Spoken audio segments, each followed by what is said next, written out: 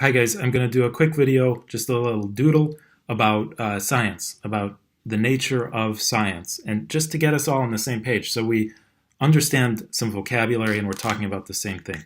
So science, okay, tends to bring to mind the concept of experiments.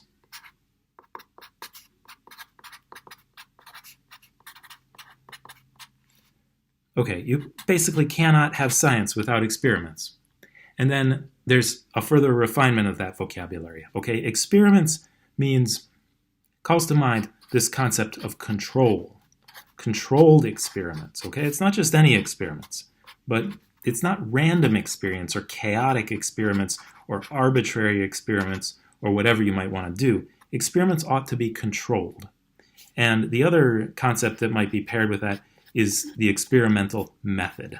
So experimentation is not haphazard. There is a method.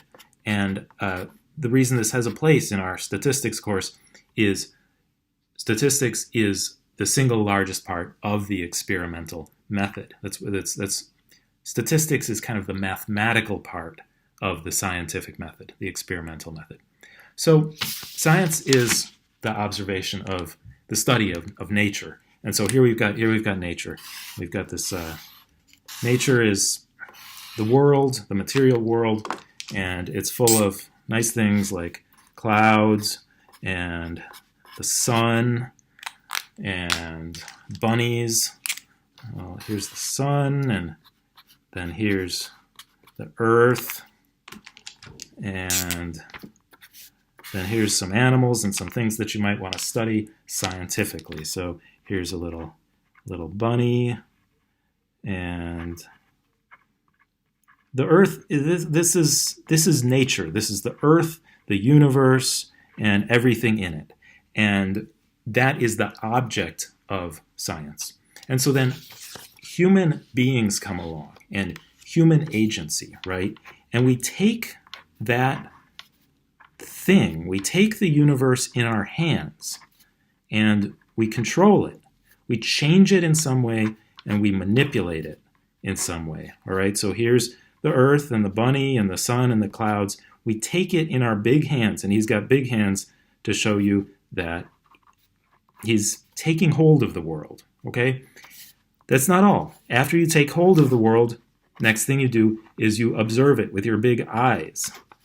Okay, so this is a little silly, but this is the truth. We have the powers we have as human beings because we have hands and we have eyes. And after we make a change on the world, we observe, how does it respond? What changes in the world in response to our actions upon the world? And then what we do next is we sit and we think for a while and we reflect.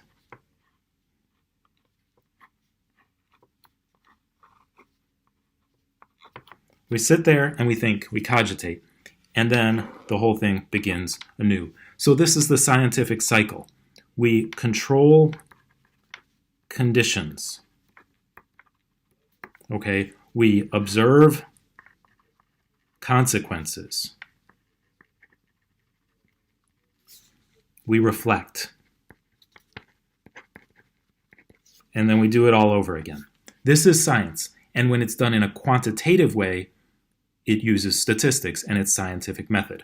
So this picture I can label with science. This is the world with human beings and human agency and science playing itself out. And this picture is the world without science.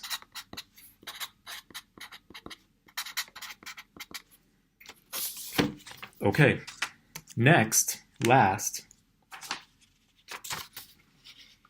how this process exactly works.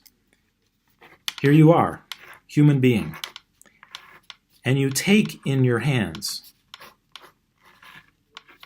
one hand and the other hand. And in one hand you have the world, and in the other hand you have the changes that you're going to make to the world. So these are the experimental conditions. Experimental conditions, or also known as treatments. Different treatments you put on different subjects. Okay, that means you vary some condition that part of the world is experiencing. You might, if you're testing the effect of salt on slugs, you might apply more salt to some slugs and less salt to others, and you do it in a systematic way. And these are also known as interventions. There's all kinds of words for these, but the basic idea is you have a system of changes you're going to apply to the world over here. And this isn't the whole world. It's part of the world that you've selected.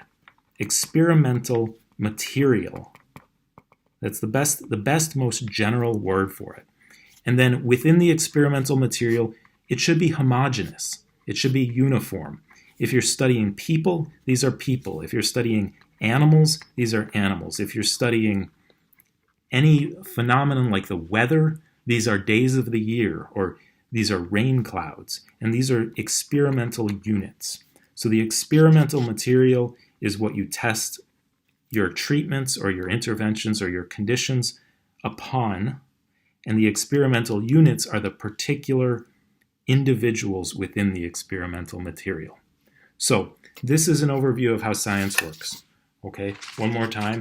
Here is science consists of experiments which are controlled, and they take advantage of a method, a careful, deliberate method.